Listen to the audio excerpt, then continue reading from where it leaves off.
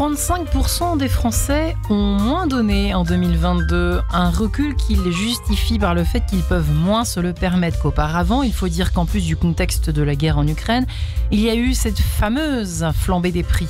En 2022, donc, les Français ont donné en moyenne 200 € à des associations, fondations ou des personnes en difficulté, soit 7 € de moins que l'année précédente, selon l'Observatoire des générosités. Alors voilà, en cette question, en cette 9e journée mondiale du legs aux associations, comment tout simplement relancer la générosité des Français ? Eh bien, on en parle aujourd'hui avec nos 3 invités qui sont Pierre Siquier, bonjour monsieur. Bonjour. Bonjour monsieur, pardonnez-moi, président que vous êtes de France Générosité, que nous commençons à connaître un peu sur Radio Notre-Dame et sur RCF également. Vous êtes donc le président de France Générosité, qui est le syndicat, disons-le, professionnel des associations et des fondations d'intérêt général, avec cet objectif de faire appel à la générosité du public et donc à nos auditeurs, notamment Sarah Bertaille est également avec nous. Bonjour Sarah. Bonjour. Bienvenue Sarah, directrice juridique et fiscale de France Générosité. Vous accompagnez les membres du syndicat sur les sujets de legs et de donation, puisque nous allons tout particulièrement nous intéresser à cette question du leg, encore bien méconnue par les Français aujourd'hui. Et enfin, Pierre Lemay, bonjour monsieur. Bonjour. Bienvenue. Vous êtes notaire, vous, à Pont-l'Évêque. Il en faut pour bien comprendre et détricoter en quoi ça consiste cette histoire de leg. Notaire que vous êtes à Pont-l'Évêque, rédacteur en chef de la revue du Conseil des notaires. Alors, c'est vrai que on peut lire ici et là que on en parlait juste avant d'entrer dans ce studio ensemble. La générosité varie un petit peu selon les contextes, les années. Et cette année, disons-le, chère Sarah, c'est pas terrible. Alors non, c'est pas terrible. Alors effectivement, il ne faut pas. Il faut reconnaître que l'inflation a eu un impact sur les dons, mais si notre sujet est aujourd'hui la question des legs, oui. Les legs sont un peu moins sensibles à ce sujet de l'inflation. Le leg, c'est un projet de vie. Là, je parle sous le contrôle de Maître Lemay. C'est un projet de vie, c'est quelque chose qui est réfléchi. Donc, la question de l'inflation sera moins prégnante si on parle de leg. Voilà, quelque chose qu'on va discuter avec son notaire, justement, pour transmettre quelque chose après sa mort. Alors, parlez bien dans votre micro, merci Très beaucoup. Bien. Je suis un peu maniaque, mais c'est comme ça. Près d'un Français sur 2, dit-on, ignore qu'il a la possibilité de transmettre une partie ou la totalité de ses biens à une association pour soutenir son action. Réaction du notaire que vous êtes, Pierre Lemay. Oui, tout à fait. Le droit d'une manière générale est assez mal connu. Bon. Écoutez. Et donc on est là pour nous les notaires, pour aider les gens et pour leur donner des informations. Il faut aussi qu'ils aient l'idée qu'il n'y a pas de petits legs. Tout ce qu'on peut faire au profit d'une association, même simplement 10 000 €, eh bien c'est toujours ça dont vont bénéficier les associations. Sinon vous avez des gens qui n'ont pas de proches familles, n'ont pas d'enfants et qui ont la possibilité d'avantager beaucoup des œuvres pour laisser quelque chose après. Question un petit peu à rebours de ce que vous dites, du coup, qu'est-ce que font les gens de leur argent maintenant, aujourd'hui, de plus en plus? Quelle est la tendance à quelques années, quand on voit qu'on vieillit, qu'on commence à penser à l'après, à la transmission? Qu'est-ce qui se fait? C'est quoi la tendance, sinon le leg? Quelle est la tendance numéro 1 ou 2? Alors, il y a plusieurs tendances. Il y a d'abord l'aide aux générations qui suivent, l'aide aux neveux et nièces, enfants. éventuellement, quand on n'a pas d'enfants, c'est ça? Oui, neveux et nièces, ça peut être aux enfants. C'est aussi des gens qui peuvent faire des dons récurrents tous les mois, tous les trimestres, tous les ans, qui envoient leur chèque à des œuvres. Et puis, il y a aussi, il faut penser à soi-même. Et avec la réforme des retraites, avec l'inflation, eh bien, il faut conserver de quoi vivre en petits écureuils. Être un écureuil et savoir que si malheureusement on doit aller dans un EHPAD, eh bien ça va coûter extrêmement cher. Il faut avoir de quoi faire face à tout ça. C'est un peu sinistre, Pierre Siquier, cette ambiance côté générosité. Oui, c'est vrai. Alors, faut tempérer parce que c'est vrai que les Français, ils sont quand même au rendez-vous quand il y a des crises et on le voit. On l'a vu avec la crise en Ukraine. On l'a vu avec la crise en Ukraine, on l'a vu avec Haïti avant, ou on le voit en ce moment avec le Maroc, ou la Libye. Et je veux dire, les Français ils sont capables de se mobiliser très fortement. Ouais. Ça il y a une espèce d'ADN quand même français sur la générosité. Ça va. Non, mais c'est vrai. Faut le dire parce qu'on est toujours habitué à dire que ça va mal, mais oui, ça va mal, mais pas que. Et donc, sur la partie dons récurrents, là, par contre, on a plus de problèmes. Ça, c'est vrai. Parce que c'est vrai que depuis 10 ans, le nombre de donateurs baisse. La générosité s'est plutôt pas mal portée pendant ces 10 ans, mais on a baissé le nombre de donateurs. On est passé de 5,3 millions de foyers fiscaux à 4,9 millions ou 8. C'est quand même important. Ouais. L'âge médian, et c'est ça qui est un vrai problème pour nos associations et fondations, c'est que l'âge médian, il est à 62 ans. Donc, ce qui veut dire 62 ans. Ce qui est énorme. Ce qui veut dire que si on s'occupe Donc, à 30 ans, on donne pas. Bah voilà. Alors, c'est ce que j'allais y venir, c'est que finalement, la tranche des actifs donne beaucoup moins proportionnellement que soit les plus jeunes, soit les plus vieux. Et donc, on a un vrai sujet, comment faire donner les actifs. Et ça, c'est un vrai sujet. Réponse, Sarah, c'est à vous de travailler, hein. C'est pas à moi.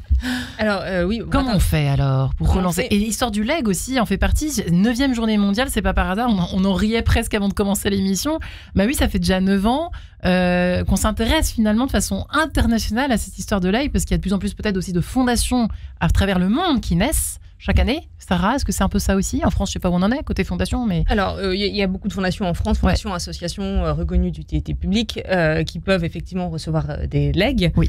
Et donc, pour promouvoir ce type de générosité, on peut effectivement insister sur l'aspect évidemment fiscal. Donc, si on parle juste de dons, effectivement, il y a un avantage fiscal pour les donateurs particuliers. En fait, ils vont donner à ce type de structure et ils vont bénéficier d'un avantage à hauteur de 66% du montant du don. Et puis après, pour ce qui est des legs, pour le coup, alors là, évidemment, vu que c'est une question c'est une libéralité à cause de mort, donc on n'aura pas d'avantage fiscal. Néanmoins, pour les fondations, c'est... sur certaines fondations, en tout cas, c'est du pain béni. Voilà. Il n'y a pas de fiscalité. Encore une fois, sur certains types de structures, mais si on parle des fondations, il n'y aura pas de fiscalité. Et donc, c'est forcément intéressant pour elles de recevoir ces dons pour mener à bien leur projet d'intérêt général. Ouais. Voilà. Quel est psychologiquement, je reviens vers vous, Pierre Siquier, parce que c'est quand même intéressant. Peut-être que vous avez un côté psy aussi, Pierre Lemay. Mais quel est l'impact comment peut-on dire moi, j'ai jamais donné... Enfin, voilà, le leg, c'est quand même une opération psychologique particulière. Est-ce que vous me suivez, Pierre Siquier ? Bien sûr, bien sûr. Le leg, d'abord, on le voit bien dans l'analyse des donateurs qui font du leg, ou des libéralités plus généralement. C'est vrai que c'est un process qui dure 10 ans, à peu près. Et donc, le temps que la personne qui dit « Tiens, je vais donner je sais pas, au Resto du Cœur ou à WWF », bon, eh bien, ça veut dire qu'il y a un process mental qui dit « Je commence à m'en occuper ». Et donc, il prend contact avec l'association ou la fondation, et donc il y a tout un suivi, finalement, de ce que fait la fondation au bout de ces X années, qui fait que tout d'un coup, il va dire « Ok, bon, je fais le leg ». Donc, c'est une meilleure connaissance de la fondation ou de l'association qui est nécessaire. Donc, ça veut dire que dans les grandes organisations qui bénéficient des libéralités, il y a des services maintenant qui s'occupent, je dirais, comme un service absolument dédié à la façon de parler aux gens qui sont des futurs légataires. Alors, monsieur le notaire, qu'est-ce qu'on dit ? Alors, il y a des gens d'abord qui ne veulent pas en entendre parler. Oui. Ils ne veulent pas entendre parler de leur mort parce que ça va les tuer. Mais on peut les comprendre en même temps. On peut les comprendre. Ça, c'est vrai. Ouais. Ensuite, même si on est sur Radio Notre-Dame, et qu'on attend des legs. On attend des legs d'ailleurs, en fait. Ensuite, vous avez des gens qui font un leg vengeur pour déshériter leurs propres héritiers. Ils sont fâchés avec la famille qui a oublié Noël, qui a oublié les anniversaires, qui a oublié tout ce que vous voulez. Donc un testament vengeur et qui profite à des œuvres, autant s'en réjouir pour les œuvres, un peu moins pour les héritiers. Et puis vous avez, comme disait Pierre Siquier, vous avez des gens qui sont dans une démarche qui ont toujours suivi une ou plusieurs œuvres et qui sont peut-être laissés parce qu'ils veulent aussi en laisser à leurs héritiers. Et quelquefois, on fait des montages pour que les neveux, les cousins puissent avoir aussi quelque chose et on répartit avec une association. Et puis, vous avez des gens qui... Tous les montages sont possibles, en fait. Absolument, oui. Plus ou moins compliqué. Plus ou moins compliqué, mais on est là pour ça. Absolument. Et il y a ceux qui... Pardon, je vous ai coupé, du coup. Il y a ceux encore qui... Alors, il y a ceux encore qui ont suivi de très près des associations de leur vivant, mais qui finalement n'avaient pas l'impression de déshériter leur famille en participant tous les mois, tous les ans, en faisant des dons. Par contre, quand on arrive au mot leg, ils ont l'impression que leur famille va leur en vouloir, entre guillemets. Et donc, c'est là aussi que les notaires, comme les associations, comme les œuvres, nous sommes là pour expliquer qu'ils peuvent disposer d'une partie de leurs biens au profit des œuvres. Voilà, on n'est pas obligé de léguer tout son patrimoine. Voilà, il y a la loi qui s'applique, il y a quand même la réserve héréditaire, donc ça on peut pas. Absolument. Voilà, on peut éventuellement organiser cette question de la réserve. On peut aller jusqu'à quoi? La moitié? Alors, ça dépend du nombre d'enfants, en fait, nombre d'enfants qui sont héritiers. Et il y a possibilité aussi de renoncer à cette réserve héréditaire. Donc, dans ce cas-là, c'est un dialogue qui peut s'instaurer entre les parents. Oui, bien sûr, bien entendu. Avec un notaire. Avec un notaire. Avec la famille. Et avec la famille, oui, effectivement, c'est quelque chose qui peut se faire. On peut aussi avoir des testaments incitatifs. C'est-à-dire que moi, je décède et j'ai fait un testament disant, rappelons à mes enfants que j'ai toujours aidé telle œuvre et que je serais content si sur l'héritage qu'ils vont recevoir, ils donnaient quelque chose à telle œuvre. Comme ça, mes enfants n'ont pas l'impression que je les ai entre guillemets déshérités. Et en l'occurrence, eh bien, ça peut donner envie effectivement aux enfants de faire un geste sur l'héritage. Alors, si vous n'avez pas du tout d'idée d'association à qui donner, il y a RCF, il y a Radio Notre-Dame. Et c'est tout. Non, je plaisante, évidemment. Mais Sarah, du coup, effectivement, je vous ai un petit peu coupé tout à l'heure. Donc, c'est une démarche qui doit se faire en famille, qui doit se discuter longtemps à l'avance. On doit commencer à quel âge, une fois qu'on a à peu près, je sais pas, des enfants? Est-ce qu'il y a Est-ce que vous savez, je sais pas, les uns les autres, est-ce que vous avez un peu une idée pour conseiller à nos auditeurs qui savent pas trop, qui n'ont jamais entendu parler de legs ou très peu, qui savent pas trop comment s'y prendre au départ, enfin, quand s'y prendre d'ailleurs? Alors, moi, ce que je peux recommander déjà, c'est d'aller voir les associations, en fait.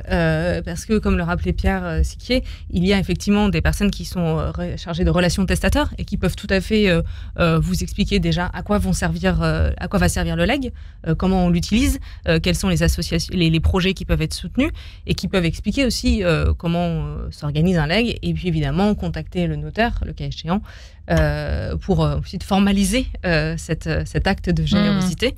Voilà, oui, moi ça me paraît important d'en discuter en famille, mais après, Pierre Lemay rappelait que voilà, ça dépend comment on s'entend, chacun est spécifique.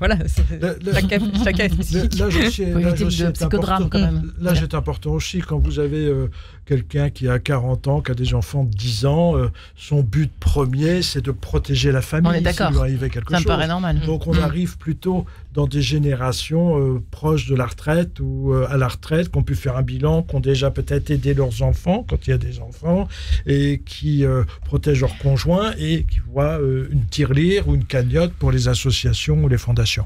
Est-ce que, Pierre Siquier, il y a une histoire, alors attention, je vais faire mal, mais est-ce qu'il y a une histoire de génération? Est-ce que cette génération qui a maintenant, dans les 60, 70, enfin 60 ans et plus, a du mal à être généreux?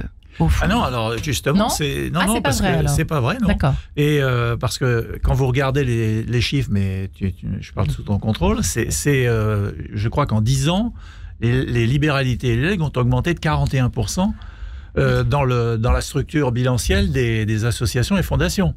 Bon, aussi parce qu'on a su, avec les notaires, faire la promotion de la technique de donation qui n'est pas si simple que ça quand même. Et donc, mais vous savez, c'est un coup de cœur, le don. Le don, c'est un vrai coup de cœur. Donc, ça veut dire que si vous avez eu, je sais pas, des problèmes de cancer, eh bien, vous allez donner au cancer et vous mettez très vite en disant, bah oui, mais je veux pas être dans la même situation que, je sais pas, ma famille, etc., etc. Vous donnez. Ou vous êtes préoccupé par les problèmes d'environnement, bah vous vous dites, oui, c'est vrai, tiens, je vais quand même pas partir sans léguer quelque chose aux organisations environnementales. Ou les cafés à Marion Montesquieu le matin, ou le soir, ou la nuit. Mais c'est ça. Non, mais ce que je veux dire, c'est que le don, c'est quelque chose qui est profondément personnel, profondément coup de cœur, profondément émotionnel. Mais oui, parce qu'il y a un élan gratuit, il y a un côté gratuit. Oui, parce que finalement. le don, contrairement à la solidarité, vous n'attendez rien en échange. Exact. Donc le don, c'est ça. Donc et a fortiori le legs. Et a fortiori le legs, puisque là, pas de bénéfice du tout. Vous n'en tirez rien. Donc c'est vraiment un don. La générosité, c'est l'essence du don. Le legs, c'est vraiment l'essence du don. Ouais. C'est ça qui est amusant d'ailleurs, parce que c'est vrai qu'on arrive à ce que les gens tout d'un coup se disent, bon bah ok, j'y vais, j'ai une cause que je suis depuis des années et donc je vais donner. Vous opérez des campagnes, des choses comme cela, pour justement faire parler du legs, dont on parle visiblement de plus en plus depuis 9 ans précisément. Sarah, alors effectivement, ça fait partie des missions de France Générosité de promouvoir la générosité sous toutes ses formes, donc qui peut prendre la forme effectivement d'un leg.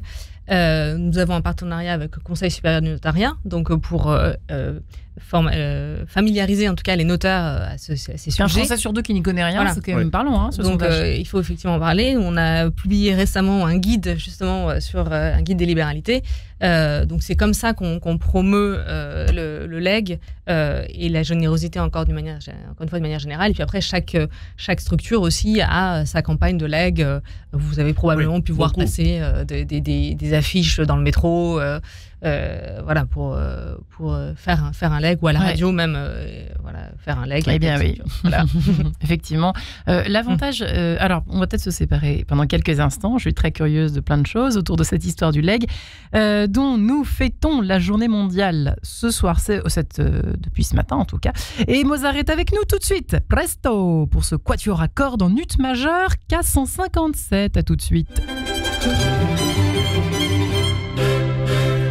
Voilà pour Mozart, presto, sur Radio Notre-Dame et RCF.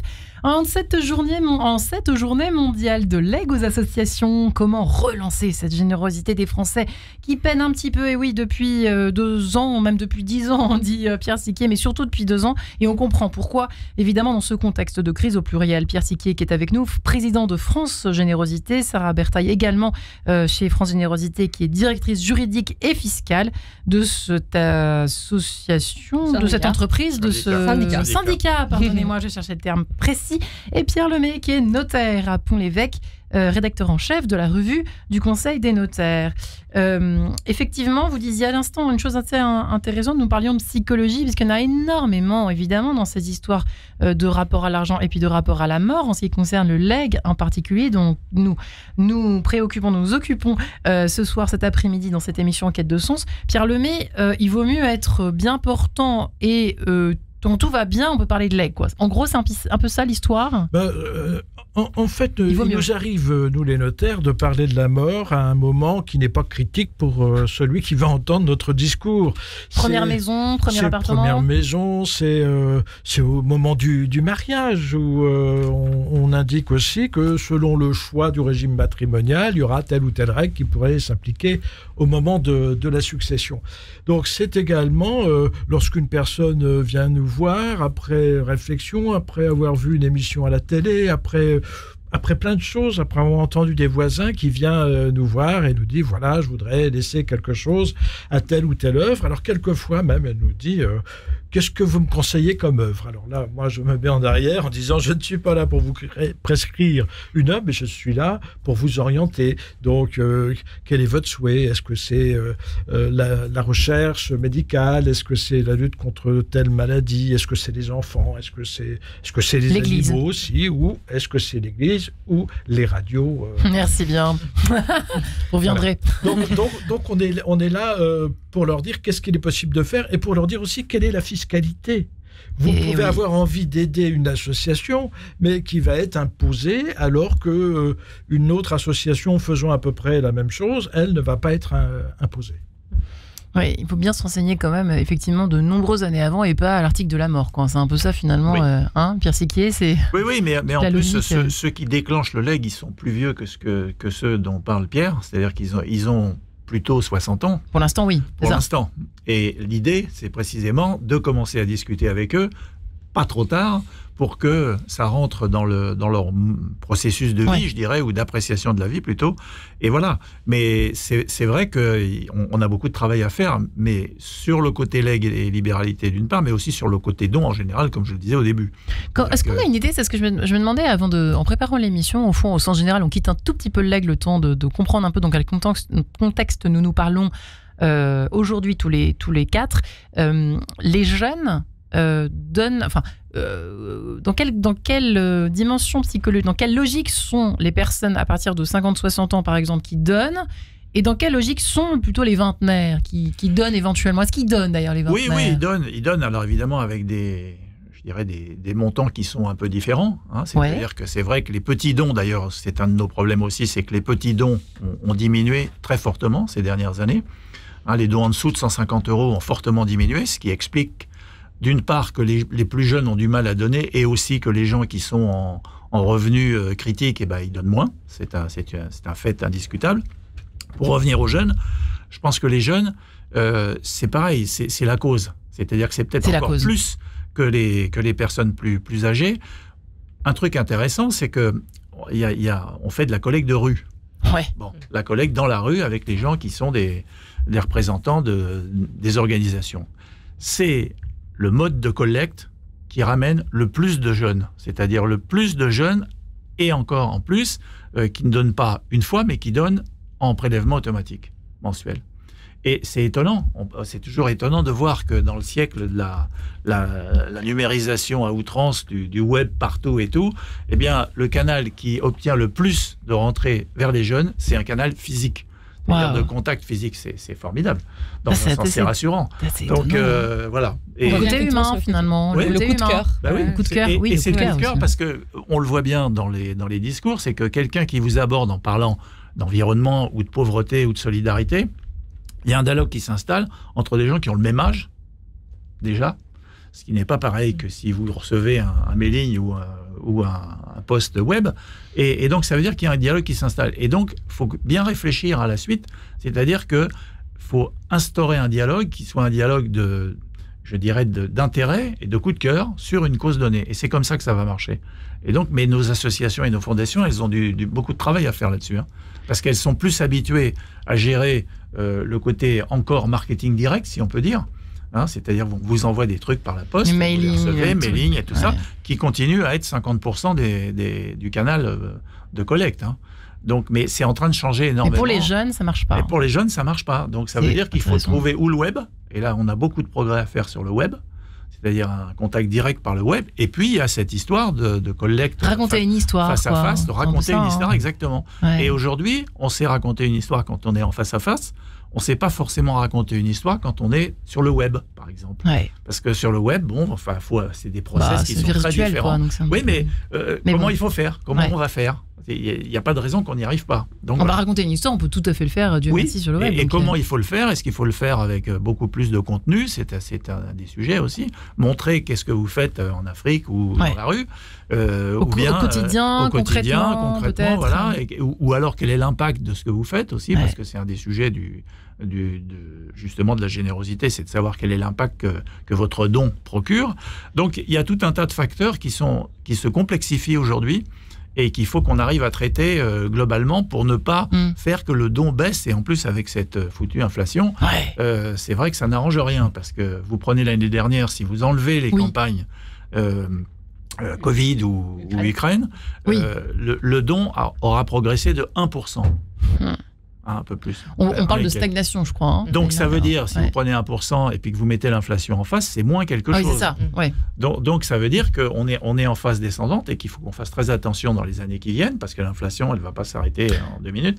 Donc, il faut qu'on pousse le don d'une manière plus générale, et en particulier sur les populations les moins favorisées. Ouais. Et peut-être que c'est aussi l'ambiance fiscale. Est-ce que ça joue sur les psychologies? Je ne sais pas, Sarah, ou pas? On nous parle toujours de... pas forcément... non, parce que là, on parle des couches les moins aisées. Alors, peut-être que c'est pas forcément impactant pour eux. Alors, il y a quand même l'avantage fiscal à la clé, ça c'est sûr. Faut pas Sauf qu'il y a l'avantage fiscal. Il y a l'avantage fiscal à la clé. Sans parler du legs. Je vais revenir sur l'avantage fiscal, parce qu'il ne faut pas qu'on confonde. Allez-y, cher Pierre Séquier, mettons les petits points sur les i. Souvent, on dit, ils optimisent, ils payent moins d'impôts. C'est parfait. Non, c'est pas vrai du tout. C'est totalement faux. C'est-à-dire qu'on flèche l'impôt qu'on doit vers une association et on rajoute 33%.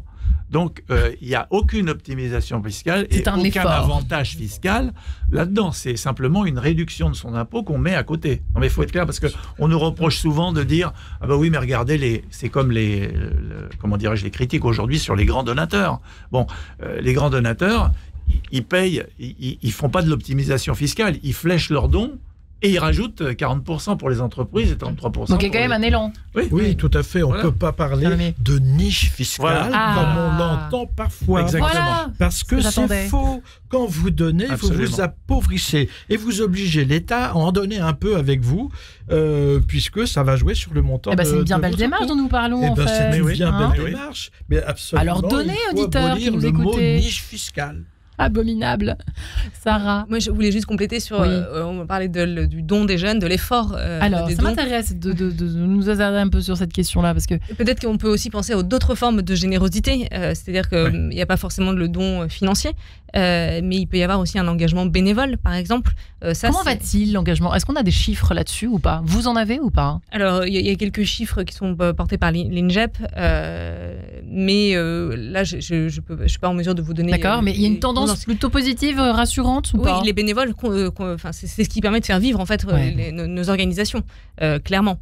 Dans l'église, ça marche pas très bien, paraît-il, en ce moment, le bénévolat. Non, mais parce qu'il y a un problème d'âge et de revenus. C'est-à-dire que la frange qui était bénévole, elle disparaît, puis elle a de plus en plus de mal à payer son trajet pour aller à l'association en question. Et les restos, ils disent ça d'ailleurs, ou le secours populaire, ou les banques alimentaires, elles ont des problèmes de recrutement de bénévoles parce que les bénévoles, ils n'ont pas les moyens, ils n'ont plus les moyens de payer leur essence pour aller au point de vente ou au point de distribution. C'est quand même frustrant de se dire ça. Bah oui, bien sûr. Alors après, il y a d'autres formes de bénévolat. Je veux dire, il y a du télébénévolat maintenant qui est possible. Alors bon, je comprends bien pour les. C'est pas les mêmes jobs forcément. La distribution de repas, c'est un peu compliqué. Néanmoins, on peut faire ça. Enfin, c'est pendant le Covid, on a bouillonné, on a d'inspiration, et donc c'est aussi une possibilité, et ça peut répondre aussi à ces personnes qui peut-être financièrement n'ont pas les moyens de donner, mais qui peuvent prendre un tout petit peu de leur temps, pour une association, et encore une fois c'est une manne très importante. Oui, parce que je rebondis là-dessus sur la notion de l'engagement, c'est-à-dire que il y a une grosse envie d'engagement dans la population française en général. D'accord. Ça, on le sait, ça ? Oui. Et le mouvement associatif a fait plusieurs études là-dessus en montrant que les gens ont envie de s'engager. Et bien qu'ils ne votent pas, c'est d'ailleurs le paradoxe absolu, c'est-à-dire que les gens qui votent pas, ils disent on voudrait s'engager. Donc c'est aussi un des ça dit quelque chose. On n'a pas de politologue ni sociologue, mais ça dit quelque chose. Ça dit quelque chose, voilà. Mais donc ça veut dire que la notion d'engagement, elle est là. Et donc on peut en faire une vraie tendance sur nos associations et nos fondations pour qu'on bénéficie donc justement de ces dons qui est, comme le dit Sarah, qui est différent du don d'argent. Pierre Lemay, vous en parlez depuis combien d'années ? C'est récent que vous incitiez les jeunes générations, au fond, à penser en tout cas à l'après et à donner, etc. Vous en parlez depuis combien d'années, très sincèrement ? Alors, moi, très sincèrement, tout ce qui est donation, entraide familiale, testament, moi, j'en parle depuis que je suis notaire, ce qui va faire 36 ans, d'une manière beaucoup plus structurée, avec France Générosité, ça fait 17 ans que nous travaillons ensemble. Donc, la profession a un vrai souhait de pouvoir faciliter, non pas d'orienter, mais de faciliter la transmission de patrimoine au profit des associations et fondations pour les gens qui le souhaitent. Et ça marche ou pas ? Vous sentez l'impact ? Que vous disent-ils les plus jeunes, les primo-accédants, les personnes qui se marient, etc. On ne peut pas les orienter aujourd'hui pour un testament. Là, aujourd'hui, avec 5% de taux d'emprunt. Ils pensent d'abord à eux, ils pensent d'abord à leurs enfants, ils pensent peut-être à se faire un capital pour plus tard. Ce n'est que lorsque les gens sont bien installés dans la vie, les enfants, ils ont aidé les enfants, ou ils vont encore les aider, ils vont mettre de côté ce qu'il leur faut pour être bien en maison de retraite, et donc s'il y a un reste, à ce moment-là, ils vont le transmettre. Quand il n'y a pas d'enfant, la personne fera volontiers un testament au profit d'une œuvre. C'est presque plus naturel, c'est plus naturel, effectivement. L'intérêt pour elle, c'est qu'elle conserve, c'est bien. Et donc, elle pourra les consommer, si on en avait besoin, jusqu'à son décès. Vous en connaissez qui ont été... qui n'auraient jamais pensé, sans votre suggestion, à faire un legs, par exemple, et qui ont été... pas chamboulés, mais qui ont été heureusement, qui se sont trouvés mieux, se sentir mieux, faire sentiment d'avoir fait quelque chose, d'avoir accompli quelque chose de bien. Je sais pas. C'est un peu compliqué, mais je pense que s'ils le font, après que l'on ait parlé, c'est qu'ils s'en trouvent bien. On n'est pas masochiste pour se faire un testament et se faire du mal. Bon, on va vers quelque chose de... Il faut juste franchir le pas, en fait. C'est juste ça, quoi. Peut-être qu'il est un peu difficile. Je sais, moi, j'ai jamais fait encore de legs, je reconnais, mais voilà, si jamais j'en faisais un jour, J'imagine que le pas à franchir est un peu compliqué. On se dit, ouais, ça veut dire que je me prive de ça éventuellement. Enfin, je sais pas. Je sais pas ce qu'il y a comme. C'est plus facile quand les gens viennent nous voir pour nous dire, voilà, j'ai un patrimoine à transmettre. Voilà, qu'est-ce que j'en fais, quoi. Qu'est-ce que j'en fais, voilà. Sur mes neveux, combien ils vont payer? Ouais. Ou j'ai qu'un lointain cousin, combien il va payer. Donc là, on est vraiment dans le vif du sujet et on peut proposer des montages où quand même le cousin qui est fort serviable, qui est quelqu'un de généreux, qui s'en occupe bien, aura quand même quelque chose. Donc il y a des montages à faire pour éviter trop de fiscalité et indirectement aider les associations et les fondations. On a une idée des chiffres le niveau des legs en France, par exemple, cette année. C'est-à-dire qu'on a un chiffre global, hein. Qui est alors les legs globales en France, je ne sais pas, mais en tous les cas aux associations et aux fondations, en gros, sur les 5 milliards de dons qui viennent donc du grand public, il y a 1,3 milliard qui viennent des legs et des libéralités. C'est beaucoup, c'est pas beaucoup? Oui, c'est beaucoup. Parce que c'est sûr qu'il y a 10 ans ou 15 ans ou 20 ans, il y a 20 ans, c'était rien du tout. Wow. Et là, ça veut dire que c'est pratiquement 30% des ressources. Des associations et des fondations, c'est assez considérable. Alors moi qui aime beaucoup les chiffres en comparaison comparativement aux États-Unis, on en est où? Par habitant, rien à voir. Rien à voir. Hein. Non, rien à voir. Ce que je veux dire, c'est que ça fait partie de leur culture, on est d'accord? Oui. Et toujours puis autant. C'est même fiscalement parlant, représentativement parlant, si vous voulez, la philanthropie est un truc qui n'a rien à voir par rapport à ce qu'on a fait nous, enfin en France. Vous prenez l'Angleterre, c'est un peu similaire aux États-Unis. L'Allemagne, c'est encore très différent. On est à part, nous. Rappelez rapidement comment ça marche aux États-Unis et en Angleterre. Vous avez en Allemagne, par exemple, vous avez des fondations qui sont commerciales, par exemple, ce que nous, on ne connaît pas, qui ont une activité commerciale, mais qui s'appelle fondation. Aux États-Unis, vous avez des énormes fondations qui gèrent. Alors là où il y a une optimisation fiscale, là beaucoup plus que chez nous. C'est pour ça que on est attaqué sur le côté niche fiscale, alors que c'est vrai qu'ailleurs, dans les pays anglo-saxons, il faut aller voir. Hein. Voilà. Ouais. Faut aller voir. Eh bien, Fleur Bleue, si vous le permettez, les étoiles, filantes ou pas, tout de suite sur Radio Notre-Dame et RCF. On se retrouve juste après.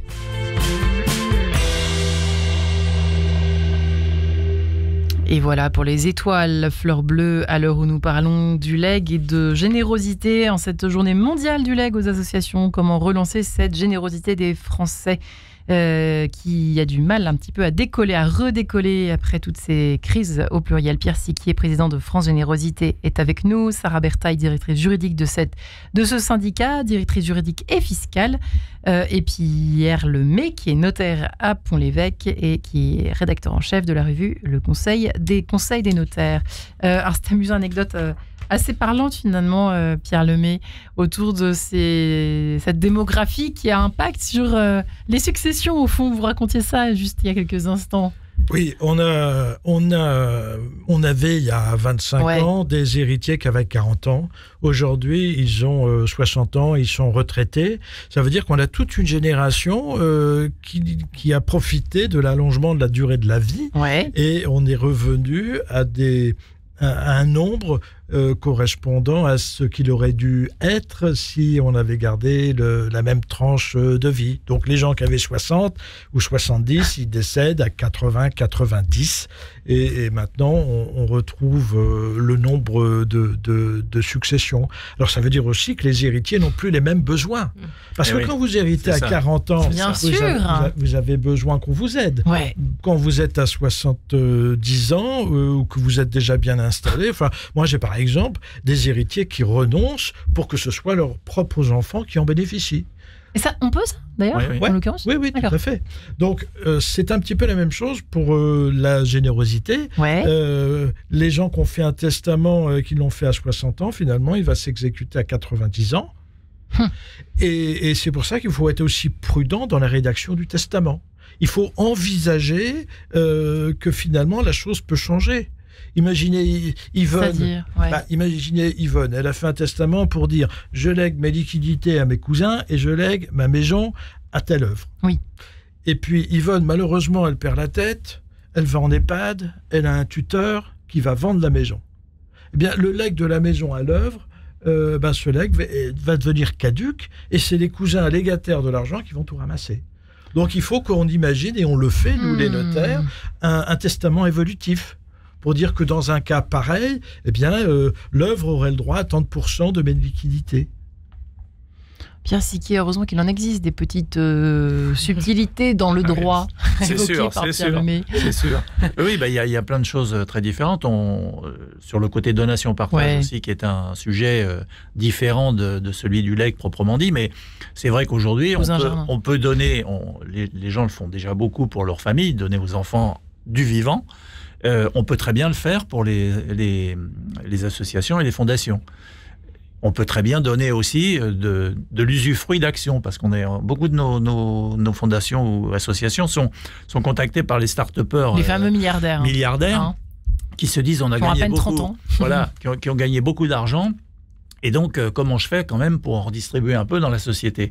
Or, avec les problèmes de réserve héréditaire, avec les problèmes qui se posent dans ces cas-là, ils hésitent à donner parce que c'est un peu compliqué, ils peuvent être contestés derrière, il y a pas mal de choses. Donc, on est en train de travailler... Contestés par le public, par le grand public. La succession, oui. Et la succession, bien sûr, pardonnez-moi. Et donc, c'est vrai que c'est un sujet qui est un sujet sur lequel on bute un peu et sur lequel psychologiquement, d'ailleurs même plus que rationnellement, ces gens-là sont un peu bloqués. Comment vous comptez vous y prendre avec eux? Ça, c'est intéressant. Non, mais on est en train de travailler avec... Parce qu'il y a des changements législatifs aussi qui doivent être prêts, qui doivent être prévus. Et donc là, on est en train de faire un lobbying sérieux auprès des pouvoirs publics pour arriver à modifier un certain nombre... Là, tu vas en parler. Comme quoi, Sarah, c'est à vous de parler. Ça m'intéresse.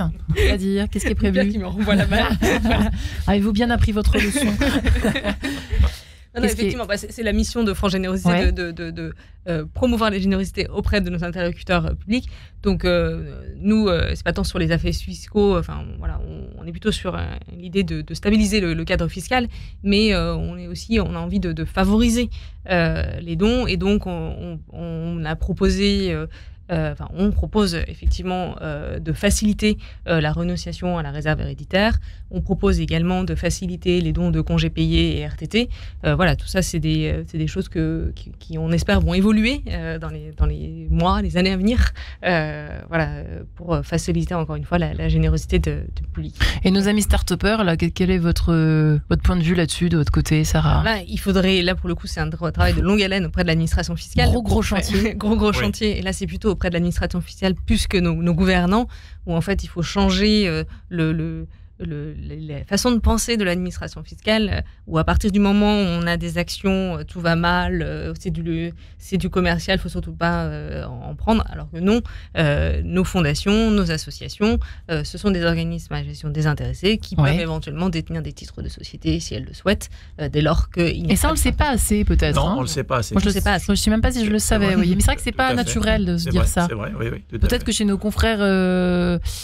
nos amis américains, anglo-saxons et donc allemands, si je comprends bien, c'est pas le cas. C'est pas le cas, non. Ils ont le droit de faire des choses comme ça beaucoup plus facilement que nous. Parce qu'il y a la notion qui est en train d'être discutée au niveau européen, d'ailleurs, de lucrativité limitée et de non-lucrativité. Alors, je ne vous dis pas les débats qu'il y a sur ce sujet. Nous sommes dans un univers non lucratif. Ouais. Mais nos membres ont besoin de temps en temps, ou beaucoup pour certains, de lucrativité. Vous prenez par exemple le Téléthon, ils ont une filiale, si je puis dire, qui s'appelle le Généthon, et qui est une société commerciale. Et ça pose plein de problèmes à notre chère administration fiscale qui dit « Ah oui, mais là, vous faites un mélange des genres, lucratif, non lucratif, qu'est-ce que vous faites ?» Ça vient de la Révolution ou pas du tout? Ah non, pas du tout, ça vient de Bercy. Non. Mais c'est très français. Oui. C'est très français, cette espèce de radicalité. Il y a des discussions au niveau européen auxquelles on participe en ce moment, là, sur le côté définition de la lucrativité limitée ou pas. Est-ce qu'on peut considérer que la lucrativité limitée, finalement, ça se rapproche de la non-lucrativité tout court? Alors nous, on est contre, évidemment, mais voilà, donc il y a des discussions sur le fond de la lucrativité, ce qui est très intéressant. Le notaire a un avis à donner là-dessus? Oui, alors on a déjà des solutions pour reprendre les startups où on peut effectivement, dans un cadre d'entente familiale. D'accord. C'est ça. Et donc, on a la possibilité de faire un contrat dans lequel les héritiers, les enfants, vont renoncer à demander la totalité de la part auquel ils ont droit ou de renoncer à une bonne partie. Voilà. Parce que depuis la Révolution française... Allons-y, il y a ma révolution. La nuit du 4 août... Ma révolution, quelle horreur. La nuit du 4 août, où on a supprimé les privilèges dont le droit d'aînesse, la conséquence, c'est que tous les enfants doivent hériter. et ça, c'est la hérité d'un minimum. Donc, quand vous avez une start-up et qu'il est parfois peut-être difficile de dire aujourd'hui elle vaut tant, demain combien elle vaudra, c'est un peu compliqué. Et ce n'est qu'au décès de la personne qu'on va s'apercevoir si effectivement ça dépasse la quotité disponible dont on peut disposer. Donc, on peut très bien faire un contrat devant notaire. Il y a même un deuxième notaire pour s'assurer que les enfants sont entièrement d'accord pour qu'ils ne réclameront rien dans le futur, à l'œuvre qui va bénéficier des actions de la générosité du start-upper. Donc, quand on veut, on peut, quoi. Faut vraiment, quand on veut, mais c'est dans un accord familial. Voilà. Et donc, si on a un problème relationnel avec les enfants... Donc, les start-upers milliardaires qui nous écoutent, voilà, écoutez bien les conseils du notaire Pierre Lemay, ici présent. Donc, dressez bien vos enfants pour qu'ils acceptent, enfin, que vous puissiez être généreux avec des œuvres. Oui, parce qu'il y a des start-upers qui ont gagné beaucoup d'argent, dont le patrimoine est très important, et qui disent « Moi, mes enfants, ils n'ont pas besoin de ça, donc il y en a trop, donc je vais en donner une partie avant, parce que franchement, il n'y a pas de raison qu'ils en aient autant. » Il y en a beaucoup qui se disent ça, ou c'est vous qui en rêvez? Non, d'accord. Oui, bien sûr. Et oui, parce que ces gens-là qui ont 30 ans, ils sentent bien que dans la société d'aujourd'hui, le côté répartition des richesses, c'est un vrai sujet. Et que c'est pas alors il y en a qui sont très capitalistes, bien sûr, mais je veux dire, c'est pas que le... Rapprochez-vous de votre micro. Et donc, c'est vrai qu'il y a des questions qui se posent sur ces gens-là en disant j'en ai déjà beaucoup gagné, mes enfants, ils vont hériter de ça. Non, on peut en donner plus. Voilà. Il y a une mentalité aussi qui évolue, c'est-à-dire qu'autrement, il y a peut-être une capitalisation, comme vous disiez. Je pense. Je vais me faire des belles croisières plus tard. Là, pas du tout. C'est pas ça. C'est qu'est-ce que je peux faire dans ce monde. Ils ont tellement d'argent qu'ils peuvent faire les croisières et en donner. Waouh. Bien sûr. Ils vont en convertir demain, je crois. Vraiment là, il est temps, parce que bref, je plaisante. Vous avez certaines personnes, sans aller dans des chiffres importants, mais quand on leur dit vous pourriez peut-être aider vos enfants, il y a des avantages fiscaux à les aider, et certains me répondent ils feront comme moi, ils bosseront. Et puis, c'est vrai qu'on vous dit ça souvent ou pas? Ça arrive, oui. Et d'autres qui donnent de trop. Vous trouvez qu'il faut responsabiliser aussi, parce qu'ils ne gardent pas la poire pour la soif. Vous reviendrez pour parler de ça un jour avec nous, monsieur le notaire. Comment il faut donner à ses enfants, quand, comment, bref. Autre sujet, évidemment. Sarah Bertaille, effectivement, c'est vrai que c'est intéressant de parler de nos amis start-upers, puisqu'ils sont un peu emblématiques de notre société où ça va très très vite, dans un sens et dans l'autre aussi, parce que ça peut s'écrouler. Certes. Pensez à ça aussi. C'est bien d'être milliardaire, mais quand il s'agit de tout perdre, tout perdre, je vais peut-être pas aller jusque-là, parce que ça dépend de quelle start-up il s'agit, évidemment, mais de quel usage ils font. On parle de testament évolutif, justement. Voilà. C'est de se dire que, effectivement, au moment où je rédige mon testament, effectivement, ça va bien, mais il faut penser au moment où peut-être qu'après, à la fin, ça n'ira pas. Donc, pouvoir faire évoluer ce testament, dûment conseillé par Pierre Lemay. Voilà. Mais il y a encore un peu la peur de manquer. Comment va-t-elle en France? Parce que ça doit jouer certainement aussi dans la façon d'opérer ou pas un legs, de se lancer dans l'aventure du legs, si je puis dire. Oui, c'est évident. Alors, je n'ai pas de chiffres à vous donner là-dessus. Une idée, peut-être vous-même. Mais oui, c'est évident. Mais c'est aussi de la responsabilité de nos œuvres, de nos membres. En fait, je le constate que moi, mes interlocuteurs, ce sont aussi les responsables libéralité. Et il y a certaines personnes qui me disent, parfois, on refuse en fait une donation parce qu'on constate que la personne, le donateur, n'a pas le patrimoine qui va. On est vigilant. C'est aussi ça la responsabilité de nos membres, c'est de se dire oui, il faut penser à la poire, et se dire que on peut pas tout. Il faut faire attention aussi à la situation de nos donateurs. Voilà. Il y a des gens qui sur un legs, c'est un peu différent parce que vous n'avez pas la peur de manquer, puisque c'est après votre c'est après remarqué. Alors la seule chose où ça peut être vraiment un sujet, c'est lorsque vous faites un testament, pour les enfants, par contre, que vous avez un conjoint. Et puis, en faisant votre testament de générosité, vous l'avez fait un peu dans votre coin, sur un bout de table. Mais oui. Et puis, malheureusement, en faisant ça, vous déshéritez votre conjoint. Aïe. Donc, le testament, c'est très simple à faire, mais il faut s'entourer de conseils. Enfin, moi, je donne des conseils sur les testaments pratiquement au quotidien pour que, effectivement, les gens ne déshéritent pas leur conjoint. Il y a une donation. Il y a une affaire, vous trouvez qu'il y a un sujet autour de cela? C'est-à-dire oui, il y a un sujet. C'est vrai. Les gens le font plus dans leur coin. Des testaments qui sont inexploitables parce que mal rédigés, on ne sait pas ce que la personne a voulu, ou des testaments avec des affectations. Exemple, je veux que mon legs soit employé pour un dispensaire au nord du Mali. Dans les 2 ans, ça va être compliqué à gérer. Et il y en a. Donc, il y en a. Oui. Donc, il y en a. Et c'est pour ça qu'on est là. Du gâchis, c'est dommage. Hein. Ouais. C'est pour ça qu'on est là pour aider les gens à faire leur. Il reste à peine 3 minutes. Qu'est-ce que vous conseillez à nos auditeurs, je ne sais pas, pour commencer? C'est-à-dire, on commence à quel âge à y penser? À la cinquantaine? Je ne sais pas. Est-ce qu'il y a une règle d'âge? Non, peut-être pas. On ne pense pas à l'âge. Situation, peut-être? Pour moi, la réflexion, la réflexion se fait lorsque on a une envie d'analyser son patrimoine pour se dire de quoi on aura besoin pour son 4e âge, quels seront notre niveau de retraite. Aujourd'hui, les questions se posent. Qu'est-ce qu'on fait pour les enfants?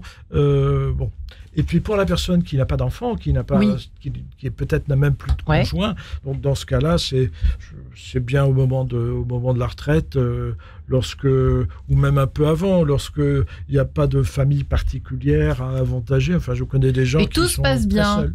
Voilà, c'est pas affreux de penser à ça. Non, mais j'essaie de mettre à la place des auditeurs. Ça ne tue pas. Voilà, regardez, sinon, j'aurais plus de clients, moi. Monsieur le notaire, il l'a dit. Il n'est pas encore devenu curé, tout va bien, à enterrer toutes ces personnes. Non, vous en faites pas. Il y a une vie après quand on a quand on a pensé à faire son legs. Un autre conseil éventuellement, les amis, Pierre Siquier, Sarah. Non, je crois que c'est le coup de cœur qui va, comment dirais-je, mobiliser la personne en question. Peut-être ferrer un petit peu ce qui a du sens pour nous. Oui, c'est ça. Et puis de se dire que le don, c'est pas quelque chose qui est un truc ponctuel, c'est un truc qui est pensé dans le temps. Ouais. Et le legs et les donations sont vraiment exactement. Et c'est pas un truc ringard du tout. Et c'est il y a des start-upers qui le font. Et en plus, ça aide vraiment les vraies organisations qui s'occupent des vrais sujets. Donc on peut y aller, quoi. Sarah, pour terminer, vous avez le mot de la fin. Écoutez, merci. Donc, n'hésitez pas, évidemment, outre la Fondation Notre-Dame, n'hésitez pas à aller sur notre site internet si vous êtes en manque d'inspiration sur les projets que vous souhaitez soutenir. Il y a nous, hein. Voilà, il y a vous. Sur le site Infodon. Outre vous, allez pouvoir durer des centaines d'années sur vos antennes, RCF et Radio Notre-Dame. Il y a Radio Notre-Dame. De l'argent. Il y a Radio Notre-Dame, mais on peut donner à plusieurs structures. Bien sûr, on peut soutenir plusieurs structures. Donc Radio Notre-Dame un petit peu. Et d'autres. N'hésitez pas à aller sur le site internet de France Générosité. Je vous remercie Pierre Siquier, Sarah Bertha et Pierre Lemay. Merci infiniment et très belle journée, de la belle soirée également, de la journée mondiale de legs aux associations.